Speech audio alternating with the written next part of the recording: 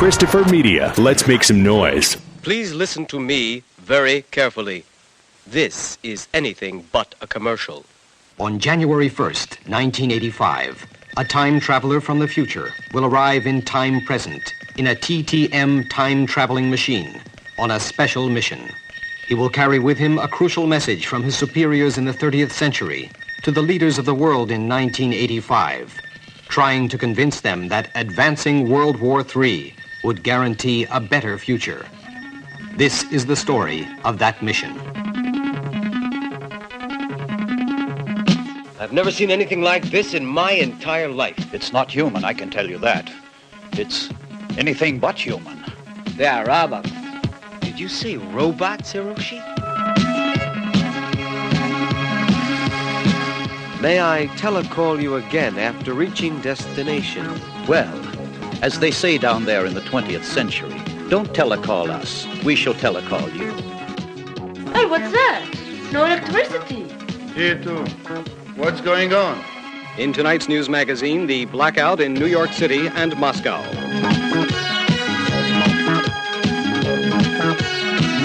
Well, I think, John, that somebody thinks that even if he tears the universe apart, Skinny Baby can put it together again. The trouble is, I don't think she can.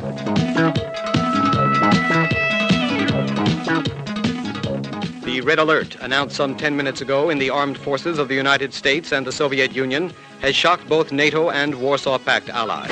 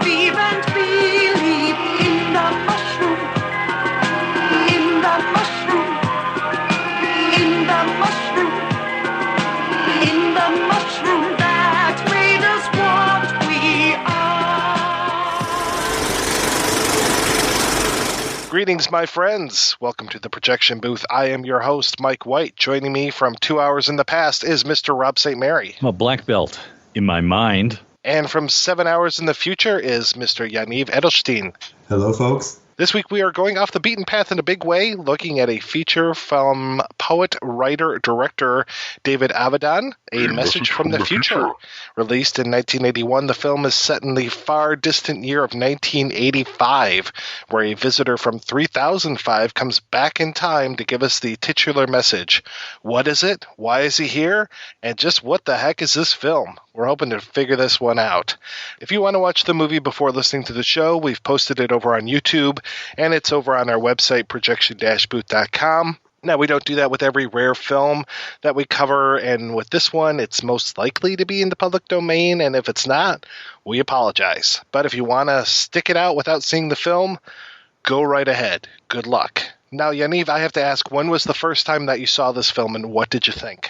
Well, as you know, we have a bit of a history with this film, right, Mike? You know, I've forgotten most of it. You and I were friends just because of your zine, because of Kashir's the Cinemart. I emailed you. It was before social networks, right?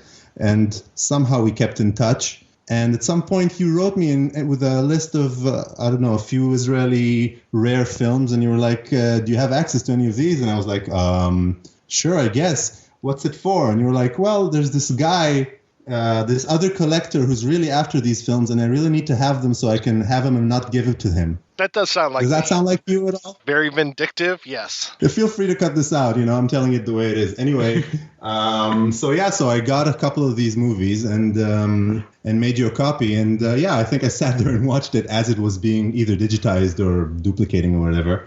And this is one weird film, is it not? And I think actually you sent me in return some rare VHS copies of, what is it, Ganja and Hess or something. Being a connoisseur of Israeli film, I saw this 25 years ago. No, I saw this when you sent me the link, I think, to see it.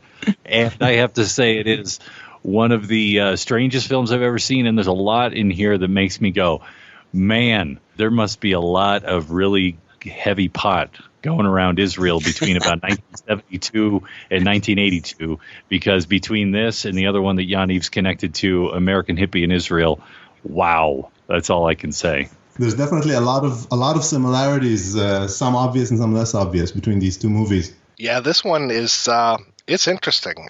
Even though Yaniv, you made me a copy of this forever ago, I didn't watch it until just recently. One of those, Yeah, because you just needed it as a bargaining chip. Exactly. But I had it around for a long time, and oh man, this movie kind of blew my mind. It is just fairly incredible. It really reminds me a lot of like an Ed Wood production in that it feels like there's a lot of heart involved with it, but not a lot of technical finesse. And there's a lot of repetition of things, especially the music, especially the song that plays whenever we see FM.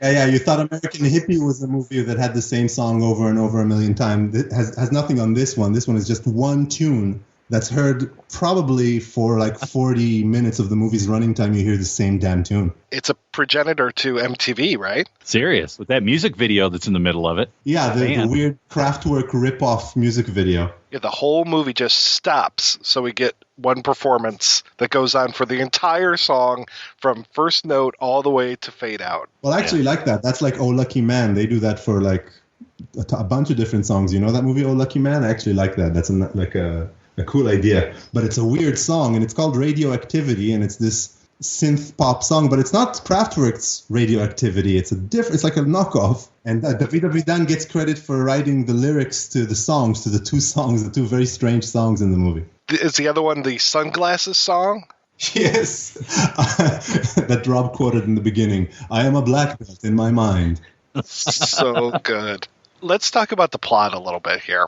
I'm going to try to explain this movie, and it's going to sound so strange to people that haven't seen this, and even the people that have seen it, it's still strange. It's like a weird, perverse, bizarro version of The Day the Earth Stood Still, kind of, where there you have like super intelligent alien being coming to Earth to warn us of our warmongering ways and tell us to learn the lesson and avert World War III. And this is a movie where a man comes from the future to tell us actually basically the exact opposite, which is go ahead, do World War III right away, because that's the way forward. Learn war, forget peace. It always takes too long for us to get to these wars, and you just got to jump ahead and do it now. Which is one of probably the best synopsis you're going to get, is what he just said there. I mean, in a lot of ways, Mike, trying to explain this film reminds me of when we went back to WR. And we're trying to explain WR or Sweet Movie to someone during that episode. And it's, yeah, you kind of have to see it. I mean, the basic theme is what you already said, the basic plot, yeah. I was reminded a little bit, too, of The Man Who Fell to Earth, as far as this alien who comes in and kind of is perverted by our society a little bit. But because FM, our main character, Future Man, he gets into some strange situations, especially when it comes to the character Shelley, or Shelley Baby, as I like to call her, who the actress stays nude probably, 90% of the time that she's on screen. She and Dr. Dan Ziv are just going at it throughout most of the film. And that kind of surprised me because I'm ignorant of what you can get by the censors in Israel. I mean, can you get away with that? One of the parallels between American Hippie and this movie is that they were both made, obviously, by complete outsider talents who had no ties to cinema in any way or form. Both of them also have a lot of nudity. Actually, I think American Hippie set some precedents with nudity because it did some things that weren't allowed and caused like some kind of furor. I saw some historical documents that said this movie American Hippie has too much nudity and we have to tighten our censorship in the future. But I think that only applies when you get like government funding. So I think if you get some kind of outside funding, you could do whatever you want. And of course, it's 1981, so it's a different world, and probably now it's completely permissive that you could do anything you want. But back then, but I think also there wasn't really a film industry. So I think if you didn't get any government money, then you can do whatever you want, basically. Well, it's funny because David Avidan's first film, his short film Sex from 1971, I want to say, that was allegedly banned for content. So he's kind of has a history of trying to push the boundaries when it comes to his film work. And he's one of these guys, I guess kind of like Ed Wood, where it is writer, director, lyricist, as we've mentioned. He's even not the star, but he's definitely one of the main actors in the film, this kind of mentor teacher to FM, who, another weird thing about this movie, it is an Israeli film, but it is primarily in English, but it's almost all voiceover. It's all of these conversations that are happening between FM and his mentor, and they're all done VO, post-sync kind of stuff. And it is just, which always kind of adds this irreality to a scene, and to have these long conversations, and they have this like weird, like quippy kind of dialogue to one another, and it's kind of futurized where they're throwing in like future language and all this, and it's just like, what is going on here? And they, of course, they all have these devices on their heads, though Avidan sometimes doesn't have the device on his head, but he's still speaking telepathically to FM, sometimes from the future, sometimes they're in the same thing, and yeah, it's just, that's yet another odd piece of this film. I am aware of you, Master. Where are you now? This is a direct telereach from our major time terminal, our original space-time. I shall try to be very concise, as the contact is good and clear now. Do you read me? Please continue, Master. We are very pleased with you, Number 5. From now on, your name will be FM, for Future Man. Don't ever respond to any other name than these initials, and don't let the fact of their being identical with those of an archaic vocal communication system still in use in the 20th century worry you a bit. In fact, the double meaning of your initials will function in your interest. Now, the new Cold War situations you have remote controlled are very funny indeed. Personally, I loved every micro-minute of your Japanese, American, Russian, German maneuvers. At this point, however, I would already like you to prepare for our open takeover. Before you do so, how about remote controlling another country into the game, which, next to the new, alarming German intonation, will leave the entire 20th century in no further doubt as to the complete seriousness of WWIII. Oh, no. Oh, yes. I say they're ventriloquists of blinking light, meaning that sci-fi films where they just stare at people and then the blinking light that's attached to them moves, in some sort of rhythm while they're talking. So that's what it is. They seem to stare at each other and then the lights blink and then you hear the voice. So there's kind of like, three main plots that are happening in this film. There's the FM story. There's the story of Shelley Baby and Dr. Dan Ziv, where they're just constantly screwing each other. And then there's the story of the Japanese guy who has made robots. Did you say robots, Hiroshi? Yes, Jack. Robots. These robots who fight karate, and that seems to be about it. They're so good that they could never beat one another. Well, he creates this remote control. Isn't that the thing? He creates this remote control and he just taps it and then he can get these people and things to do his bidding. Right. He comes back from the future and he has this amazing remote control that controls everything from doors to people. He can teleport people from place to place, but it only has one button on it. So he just thinks it. And actually, I thought it was stupid at first, but when I thought about it a bit more, I thought, if people had these amazing abilities, you'd want to have like a button, because if you had these amazing telepathic abilities to teleport people, you have to have like another buffer, like so you don't just think it and then it happens. So you have I think like a safety, which is like the button. You think it, and then you press it, and the thing happens. But the thing, if you just look at it, it's just a dumb prop with just one button on it. Well, actually, that was an Apple design because he was very much, ahead of his time, yeah. By Steve Jobs, and that very clean design, where it's just one button and that's it, and there you go. He predicted the one-button mouse. So this movie predates the Macintosh, doesn't it? I think 1985, well, there was the famous 1984 commercial. I think that was kind of, right there warning us about FM coming back from the future. On January 24th, Apple Computer will introduce Macintosh.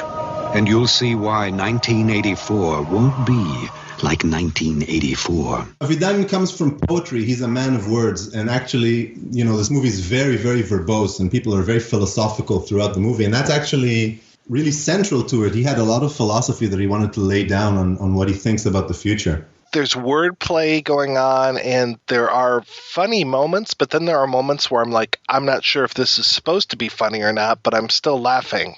Like the sunglasses thing, like I don't even understand where that scene comes from. Look into the sun, man.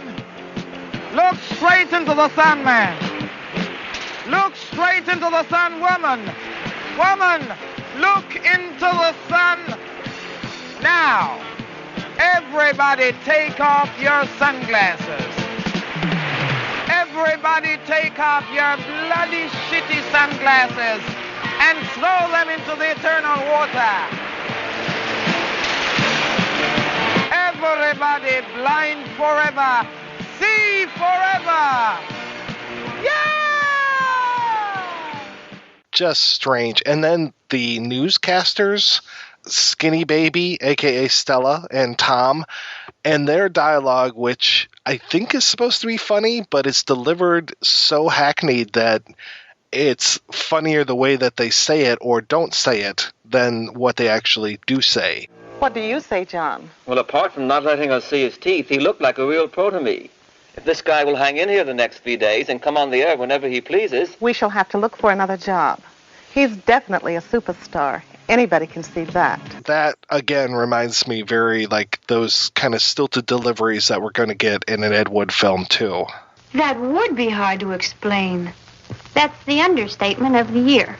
Yeah, especially I love the actress who plays the newscaster. She looks so embarrassed to be saying these lines. Like, get me out of here, look in her eyes.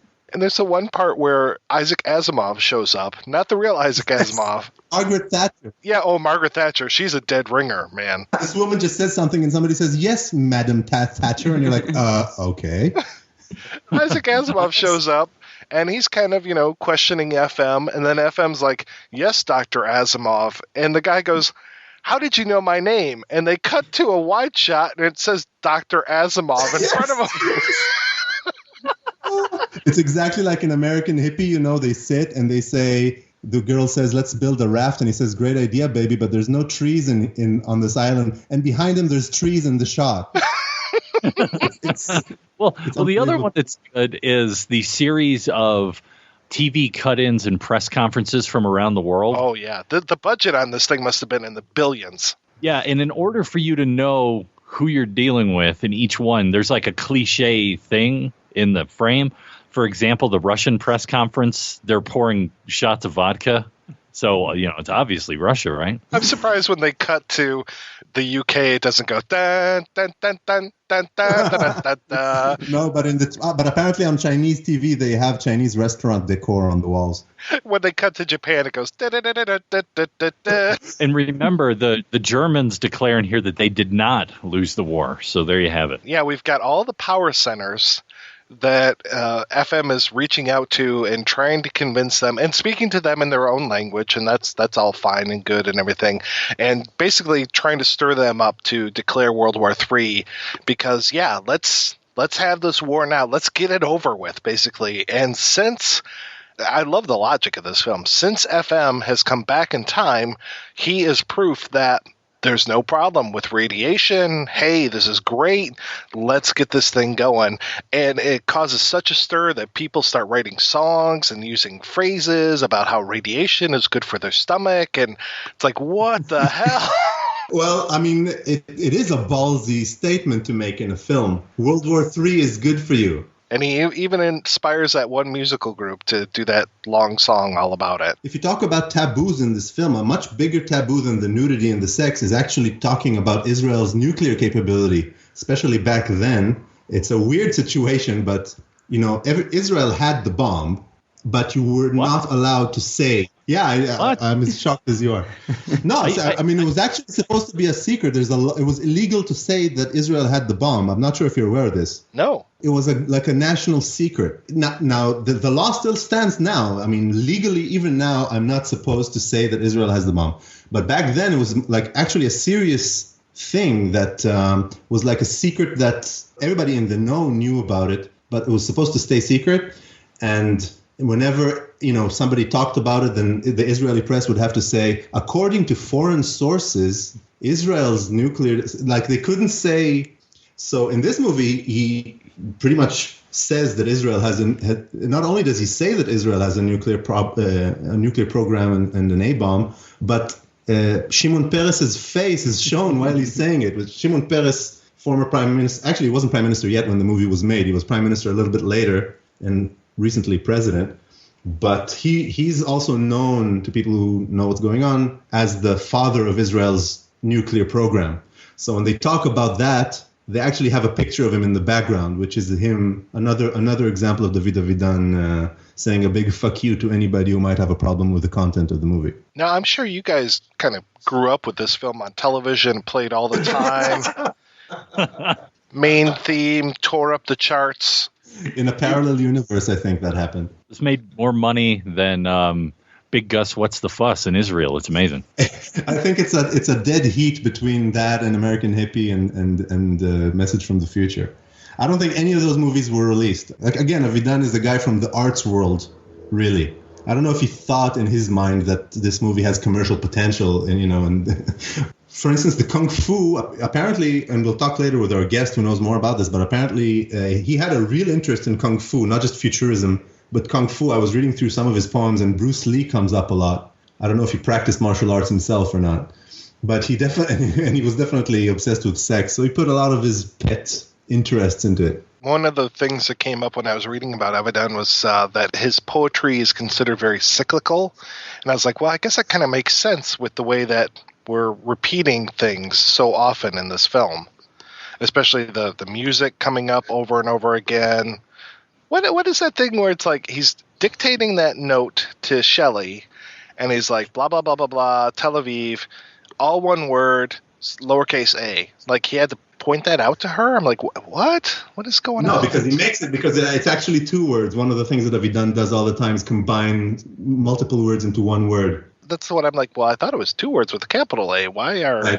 Just like he's going on with this whole FM thing in Future Man, and also it's the name of this primitive radio technology from the 20th century, FM, and the time machine is a TTM, is a time-traveling machine. In Hebrew, he does a lot more of this wordplay, and really deconstructing the language and building it back up in interesting ways. Well, that was one thing I was curious about, was when he is writing, I mean, because I've read some of his poetry, but it's all in English, and I'm not sure if he's, native, like, is he writing both in Hebrew and English? Is he writing primarily in Hebrew? Is he writing primarily in English? Because it was a weird choice to me to do this whole movie primarily in English, though I could understand, well, one, I could understand the international appeal, and then two, I was like, well, with the way that he's filming this with all of these voiceovers, it would be really simple to just re-record everything and just send it out as multiple languages. You could record this movie in French for all we know, and it's a global hit.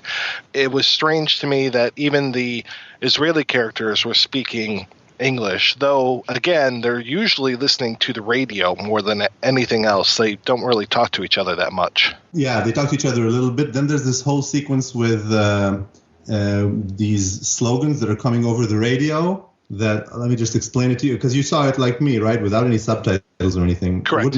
It wouldn't even make sense with subtitles. But what it is something that I remember from childhood, which they actually used to do on TV and radio, which is give out completely cryptic 2-word slogans like fresh paint, stuff like that, green onion. And it's these slogans that are telling military units that they need to show up or something.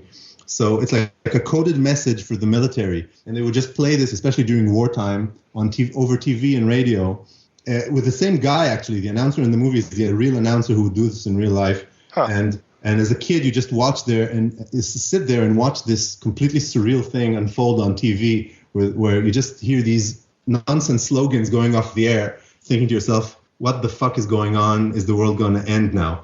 Yeah. So there's a sequence of that, which is completely realistic. And it's just these gibberish terms like, Mate Yeshua. Mate Yeshua. Yareach Male. Yareach Male. Etzem Bagaron. Etzem Bagaron. Yar'ad. Yar'ad. Purple monkey dishwasher. Purple monkey dishwasher. Yellow banana. And you're like, it's so surreal. It's almost like, I guess in America you had like a test of the emergency response nuclear system or something. So it's like that. It's this weird apocalyptic thing that would actually happen. See, but at least ours over here would be like, this is a test of the system. It's not like this is an item on your grocery list. It sounds a little... This is an emergency grocery list. Now don't forget, a loaf of bread, a container of milk, and a stick of butter.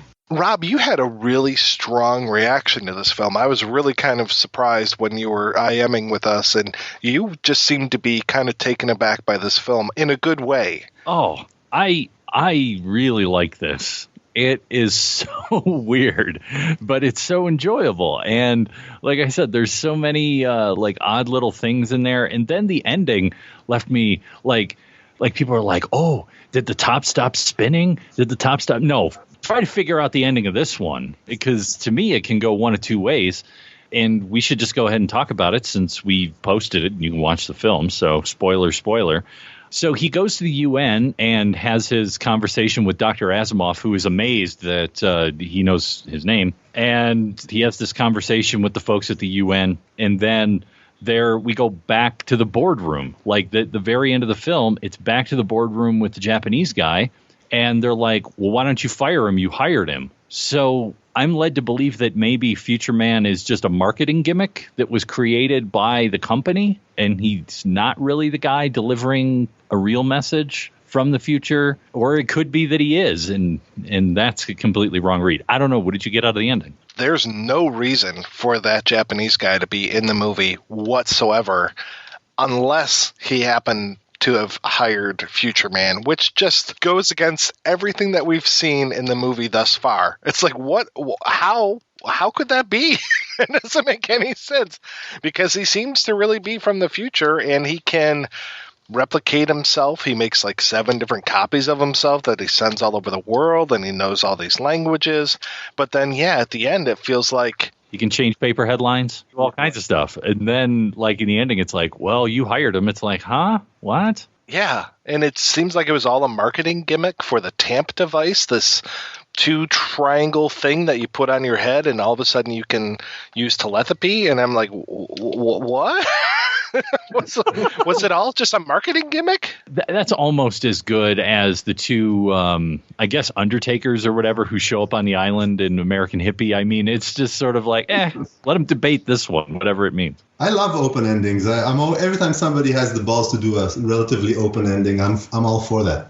Oh, I'm not complaining. I mean, getting back to my IMing with you, what was it in particular that you were kind of like, wow, Rob's having a good time with this? I could see where you would say, what did you do to me? Why did you give me this movie? Because it's very, I don't know, rustic, if that's the word, but it's a strange film and I could see some people just not enjoying this whatsoever. I think I'm with you. I think I really enjoyed this movie, and it has this quality to it where it's like, it feels like somebody poured their heart and soul into this.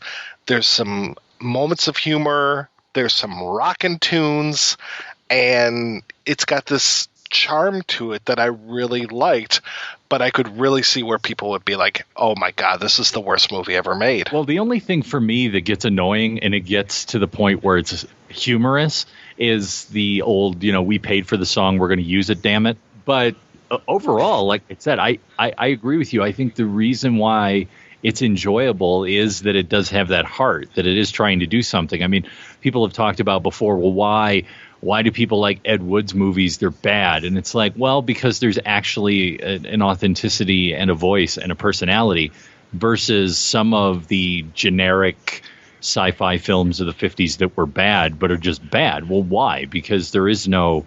You don't get the feeling that the guy behind the camera is really trying to give you something. He might be failing, in his quest to do so, but at least he's trying to do something. And you can pick up on that earnestness, and that's what makes it interesting. What's the name of that guy who worked with Donna Summer and he rescored Metropolis? Giorgio Moroder. There was a real kind of Moroder feel to that main theme, especially it just felt like it was going to turn into that Donna Summer song a little bit. Every once in a while I would start to feel it, and I was kind of hoping that it would, but we never really got there. But we did see that like spinning thing a lot as the music is playing. Oh, Lord. Oh, so many good things. So let's go ahead, take a break. We'll be back to talk with Oded-Carmeli about David Avidan, the man of singular vision who gave us a message from the future, right after these brief messages.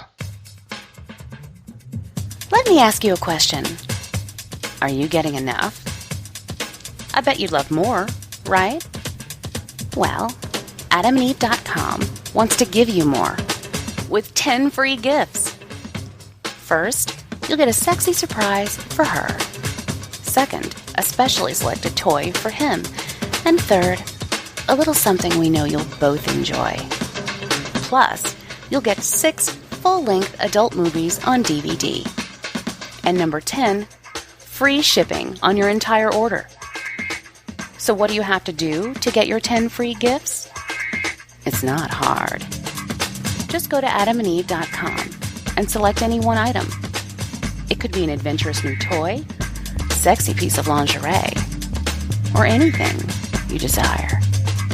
Just enter offer code BOOTH at checkout, and you'll get all 10 free gifts. Go check out AdamandEve.com today. Select one item and get 10 free gifts, including free shipping when you enter offer code BOOTH. That's BOOTH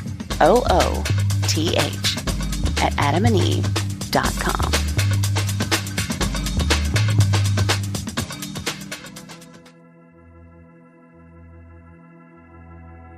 For you, the listeners of the Projection Booth podcast, Audible is offering a free audiobook download with a 30-day free trial to give you the opportunity to check out their service. You can download The Ice Harvest by Scott Phillips, or another book of your choice for free by trying Audible.com, and it's yours to keep even if you cancel your subscription. To download your free audiobook today, go to audibletrial.com/projection booth. Again, that's audibletrial.com/projection booth for your free audiobook.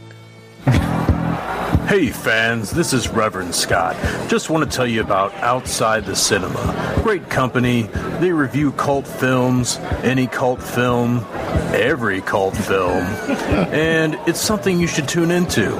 So if you get a chance, go to the website, look these guys up, Outside the Cinema, and find out what the hot cult films are today, what's going on. These guys are right on the cutting edge of reviewing cult movies. And if you're a cult member, or you want to be a cult member, you're thinking about being a cult member, your mom's a cult member, your dad's a cult member, your damn mother-in-law's a cult member, tune in to Outside the Cinema, baby. Find out what's going on. Reverend Scott, and that's out. Okay, we're back, and we're talking about a message from the future as opposed to a message from the future, which I really could need right now, is that my shoulders are really tight, and I went and got a massage last week, and the guy said it was like massaging concrete. Anyway, we're talking about this crazy little Israeli film, and I thought, why not have a crazy little American rejoin there? And we are talking to Mr. Oded-Carmeli and also our good friend Yaniv-Eidelstein, both live in the room together over there in Tel Aviv. First of all, just let me point out that I'm not a big film buff, but I saw this movie again this morning, and I really think this is the worst movie ever made, both in time present and past and probably future. Time forbid. And time forbid that anyone will ever make such a film. Really awful. And I saw some of Avidan's earlier cinematography works. He actually had, I think, about 4 short movies. This has got to be the worst, really. The other ones are like Andy Warhol kind of having sex and dropping acid. This is really, I think, the cocaine phase of Avidan's career, and you can tell. I really think you can tell is switching drugs here. So are you sure he's not an American filmmaker? Because there was a lot of coke during that period, I tell you, in the late 70s, early 80s. Woof. Exactly. This is, I mean, you talked about American Hippie in Israel. This is not a weed kind of movie. This is a cocaine kind of movie. You can immediately tell. And, you know, Avidan, I got to say that Avidan really tried to make it big, just like a small kind of like a story about the way he made this film. His previous movie, Sex, was censored because it contained sex. So Avidan said, you know, my next film will be all in English. I'll make it big in Hollywood. I'll stop writing poetry. He always hated writing poetry. It's funny. It's like a poet that really hates poetry. He always tried to make music and art and movies. And he really tried to make it big with this one.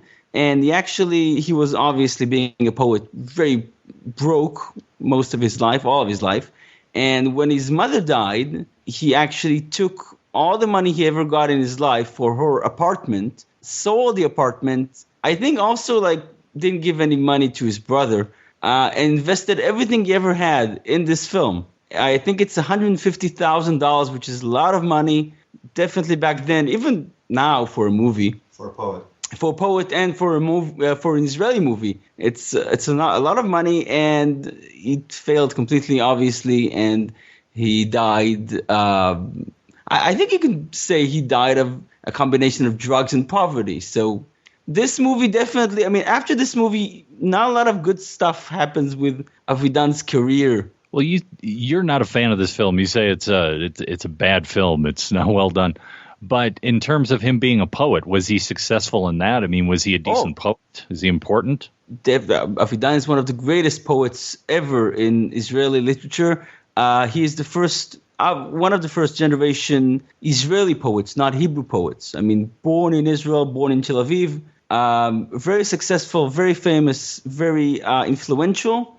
I think his hallmark was parody. He always makes fun of other kinds of writing. And I think you can also tell that in the movie. It's not just a sci-fi movie. It's a parody of a sci-fi movie. And the part with Dr. Asimov goes to show that. Definitely Avidan is one of the greatest. This movie is based on a poem he published in 1978. And it's called Message from the Future. And then it says a synopsis for a script. And most of it is exactly the same as in the movie. Yeah, it ends with all rights reserved. So he was serious, I guess. Yeah, looking through this thing, if I can interject, he was very obsessed with technology. He was very, very futuristic, talking about computers, talking about technology all the time, really sort of ahead of his time, definitely in this country. And apparently, I mean, this book, I'm holding it in my hand. It's called, let me see what it's called in English. It's called something like it's called Cryptograms from a Telestar. In Hebrew, it's called something a bit more like Transmissions from a Spy Satellite. And this book compiles his poetry from 1974 to 78, something like that. And apparently he had a little handheld recorder, and he just spilled everything into his recorder and made a book of poetry out of it. So actually this Transmission from the Future is kind of like a note to self, like the main beats of basically the movie we just saw, just as a note to self kind of thing. Remember to make this later. Again with the shopping lists. Being less of an expert and just browsing through this book, I mean, it's a little bit like looking through somebody's Facebook page. I mean, it's all these different kinds of writing, some of it very well thought out, some of it completely just thrown on the page. You talked a bit about him, and what was his background? I mean, sort of when was he around, and what was he sort of mostly known for as a writer, at least in the country there. Basically, you talk about the Israeli poetry revolution that was during the late 50s, early 60s. Till then, we had a long, dreary poet, mainly writing about the new country, war, and the need to sacrifice yourself to the motherland, that kind of stuff. And then comes along Avidan, this guy who was actually born in Israel, born in Tel Aviv, born into the Hebrew language. Most of his predecessors were not natives to the language at all. And Avidan is mostly known as the future man. As Yaniv pointed out, he had the tape recorder. When the fax was introduced, he wrote fax poetry. Before that, he dropped acid and had a famous book called David Avidan on Acid, My Trip with LSD. A lot of different weird projects, usually not. Again, he really hated poetry. He always said, I don't want to be a poet. I don't want my readership to be the readership that reads poetry. I want to be more like the Beatles. I want to be more like Man from the Future. And his most famous commentary about his own work was made about this movie. And when asked why you're doing a movie in English, he said, I'm not operating in Tel Aviv. I'm operating from Tel Aviv. It sounds like he wanted to be much more populist because obviously he saw poetry as the land of intellectuals, and he wanted to bring his ideas more to the general public, the everyday person. Is that what you'd say? Definitely. He was sort of popular for a short while also outside the country. By the way, if you read any of his translated works, he mostly translated himself. He translated himself to several languages. He just sat with a dictionary and sort of made things up. There's actually one book when he have one long poem translated into 9 languages, he all did himself. So that's pretty impressive. But, eventually, I think Avidan, he didn't really want to make it. He just wanted to sort of not die. His main obsession was with death. All the futuristic things, it was always sort of his way of avoiding the inevitable. He used to do a lot of crazy things, like, he used to drink this mixture made from monkey balls. What? Honestly, monkey balls. He ordered monkey ball powder from Africa or whatever, and because someone told him you could live to be 200 if you drink that shit. All kind of crazy things. Avidan definitely tried not to die. I think that's his main thing. This book was published in the 30th Century Publishing House, his own label, obviously.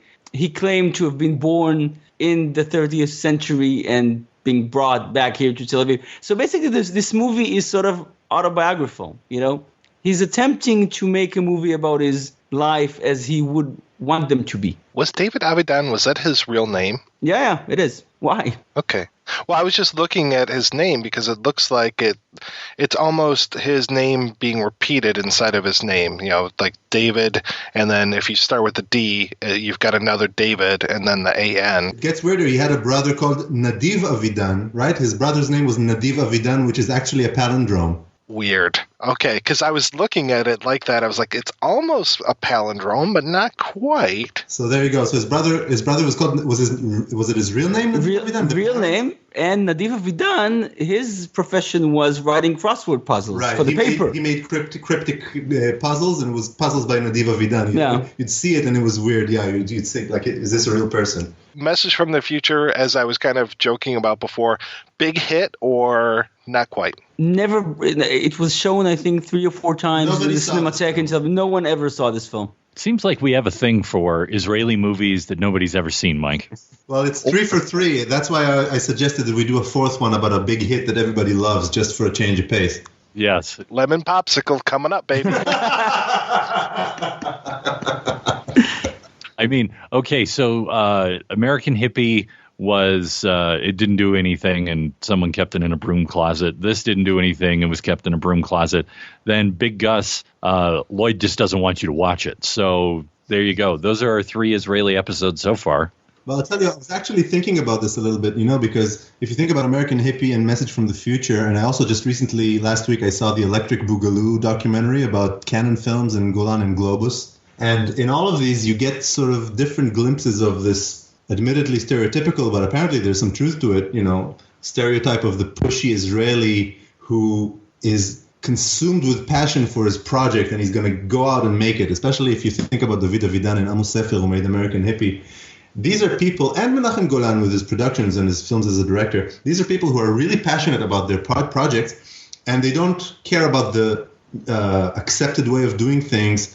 Parts that they care about, they're going to make them, and the parts in the middle, whatever, will fill it up somehow with something, and the audience will figure it out. I'll figure it out. It doesn't matter. Get it out there. Especially if you look at Menachem Golan. I mean, he was the king of whatever, just get it out there. And I was just thinking a little bit that maybe that's a little bit of a microcosm of what Israel is like, because Israel is this young country that was thrown together in the aftermath of World War II. There was no time to do it properly. It's like throw it together, whatever, it'll be a country. And especially when you live here, you're totally aware, even now, 60-something years later, that this is a country that's been thrown together. And so actually, I think that in a way, these movies are such great examples of what Israel is all about. And hopefully our next movie as well that we're going to talk about next time. That's an interesting philosophical look at those sort of the ties that bind the movies that we have discussed so far, because I'm always fascinated in the cultural background that brings out these things, like what was going on in the zeitgeist that fostered this idea, or why did someone think to make this thing? And I think it's interesting that you find sort of a philosophical connection with the larger country in some way in terms of this. Well, it's all ad hoc and we got to figure it out as we go along. Yeah, I kind of wish that documentary, maybe there's another doc that should be in the works talking about Golan before he became part of Canon Films, before that was around, because he made quite a few hits when it came to Israeli films. I know that some of his musicals were very popular, right, and I would like to see that kind of discussed as well. Well, the personal thing that I always say about Golan is that I think his tragedy was that he was a great producer and a terrible director. And I honestly, because a lot of, most of it, even the movies he made in Israel that were hits are not very good films, sadly. But he did have an eye as a producer for thinking about great projects. But sadly, he didn't know how to direct them, and he would just throw a bunch of actors and sometimes direct it himself or find somebody to direct it. And if only he would have set up the whole production, because he was a great producer, and he would just find cinematic talents who could direct the movie cinematically in a good way, there would have been good films. Maybe it's even a good idea for a fictionalized account of a guy in a country with no film industry who's this bulldozer who's he's gonna throw together his vision and make it. He made this. In 1976, there was the raid on Entebbe, the real raid on Entebbe. 3 competing productions rushed to get this movie made. 3 separate movies of the same event, and not only was Golan's production first to market, but he built this enormous set. He duplicated the Entebbe airport and built it with fake jets that blew up and everything. It's an amazing production, really amazing production. But I don't know if it's a great movie, but it's a great production. And that race to the finish line, Mike, and you know this because of Graydon Clark, I had the biggest laugh when I read Graydon's book about the battle between the two guys over there at Canon who had the falling out and were battling to get their Lambada film to theaters first. The Great Lambada War. Yeah, so good. And that they ended up releasing them on the same day. Yeah. Even though I think Golan won, but the way that the studio handled it, they totally screwed it up. And of course, this amazing epilogue of this documentary prodding the production of a competing Golan Globus documentary, and those 2 documentaries coming out at the same time in 2014, which is really just the last echo of Canon Films from beyond the grave. In the credits of Electric Boogaloo, it says, Golan and Globus heard about this film being made and rushed to make their own competing documentary about themselves. I mean, it's the mind boggles. You couldn't write that kind of stuff. No, I haven't seen the Go-Go Boys yet. That's like the authorized biography of Canon Films, so that's, I guess, the more whitewashed one. Well, they must have saw a market. They figured if someone was going to make a documentary on them, why not cash in and make their own? Make 5 different versions of it. Put Chuck Norris in 2 of them. Yeah, Norris will be Golan and Bronson will be Globus. So we've mentioned a couple films that are kind of similar to A Message from the Future. Can you guys think of other future people coming back? I mean, of course, there's Terminator, and we talked a lot about Trancers a few weeks ago, but as far as people having either messages for us or just wanting to warn us about things that are happening, did you guys happen to think of any more films that people who are interested in the future might be able to sink their teeth into?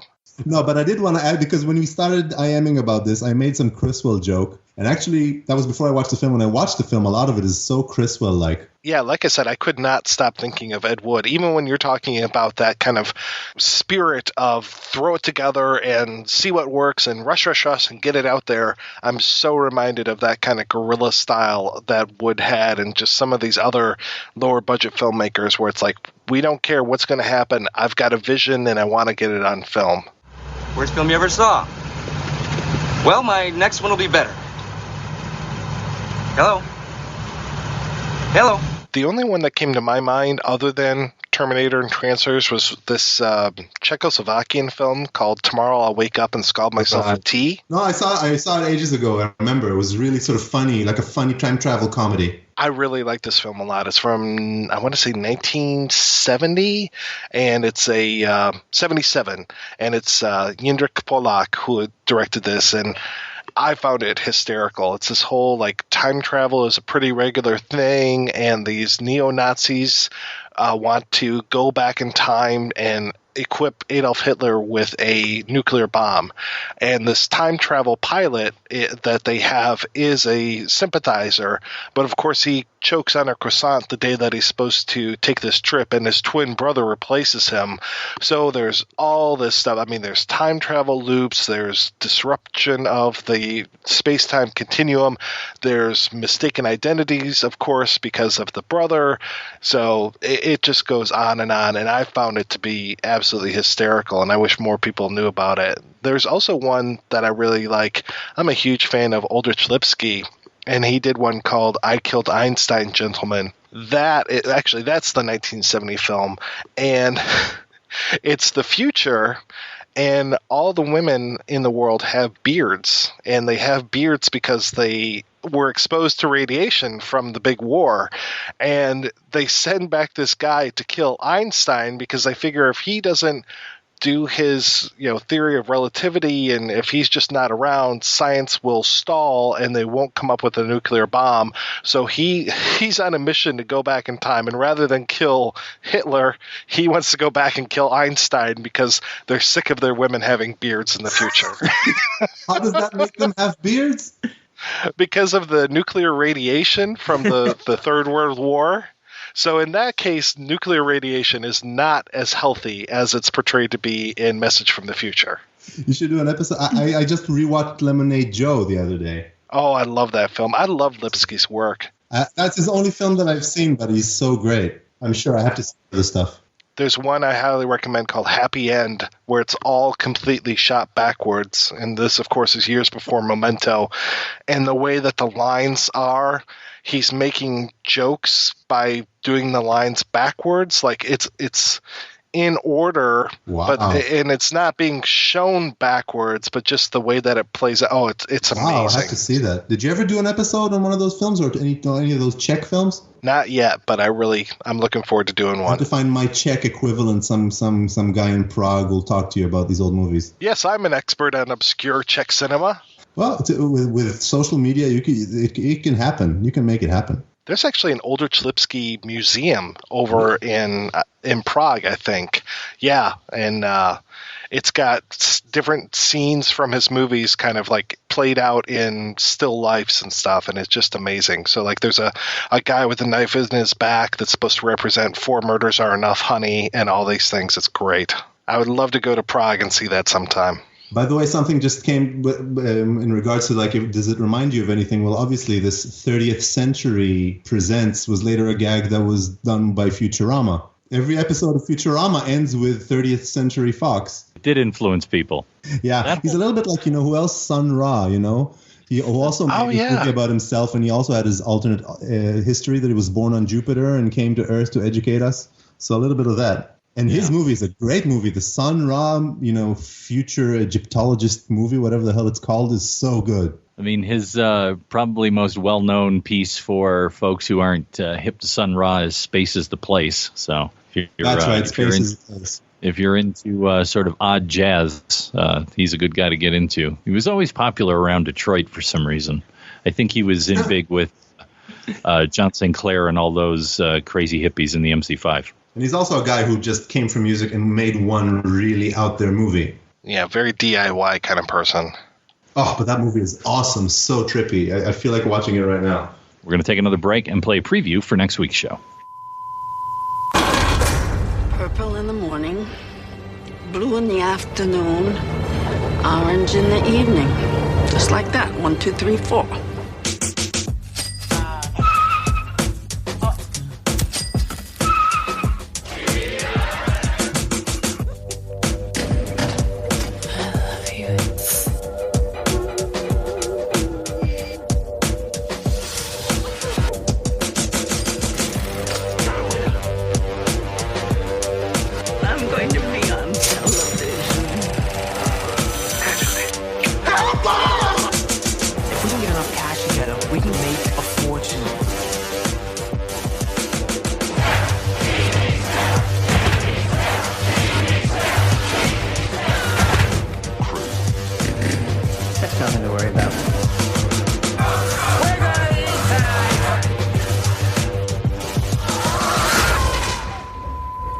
Purple in the morning, blue in the afternoon, orange in the evening. That's right, we're back next week with the light and fluffy comedy Requiem for a Dream. It's slapstick fun on the projection booth once again. Before we go, I want to thank this week's guest co-host Yaniv-Eidelstein for coming on the show, and thanks again, Oded, for being on the show. Yaniv, when we spoke to you on our Big Gus What's the Fuss episode, it was a little bit over a year ago. What's been new with you? Well, I've been on hiatus with the American Hippie for the last year, but we just did a screening last week, so it was, again, full house. The demand's still there. We'll see. And as for, I didn't want to talk about it because now I was going to try and do another episode with you guys, but actually it started a little bit of a collaboration that might lead to something, and it's really early, so I don't want to talk about it. The next movie that I wanted to talk to you guys about, I'm going to try and get a really good version of it and do good English subtitles for it. So I'll just be mysterious and not say what it is, and hopefully we'll have a great episode sometime in the future about that. Yeah, sounds good. All right, well, thanks again, Yaniv, and thanks to our guest, Oded-Carmeli, for coming on the show. Thank you. Thanks to everyone for listening. Now, we've had a few new listeners since that marathon 7-hour Conan the Barbarian episode, so we want to encourage folks who haven't yet to go over to iTunes and give us a review, a couple of stars. You can head over to the website and leave feedback. Help spread the word about the podcast in any way you can through social media. Of course, you can follow us on Twitter and Facebook. And don't keep it a secret any longer. We've received a message from the future that our iTunes ranking is very important. They once laughed at the horseless carriage, the airplane, telephone, electric light, vitamins, radio, and even television. Now, some laugh at us. God help us in the future.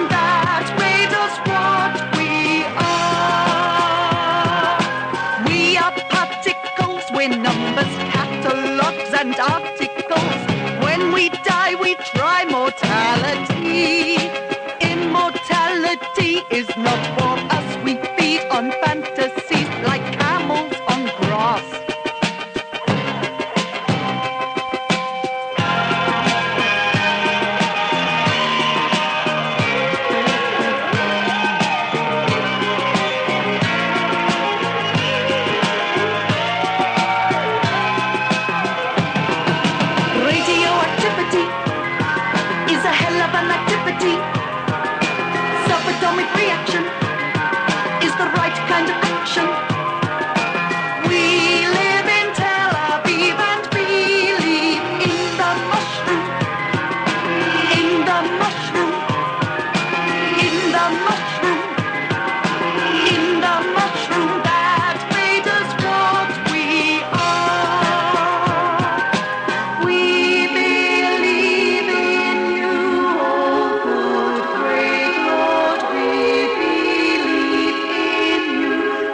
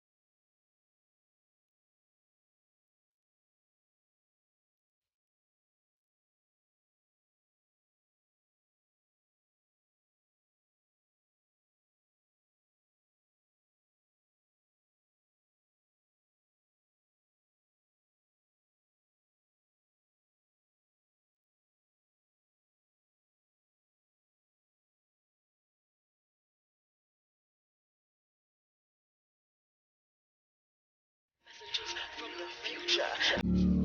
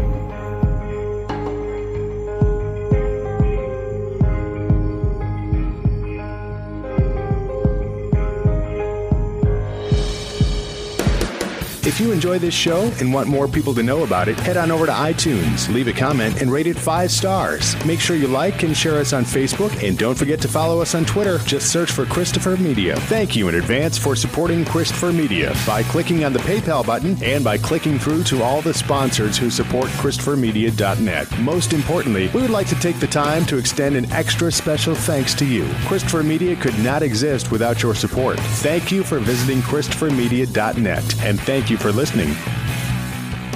Christopher Media. Let's make some noise. You don't need more than 5 fingers to handle a solar system, even a galaxy. You don't need more than 10 to control the entire universe.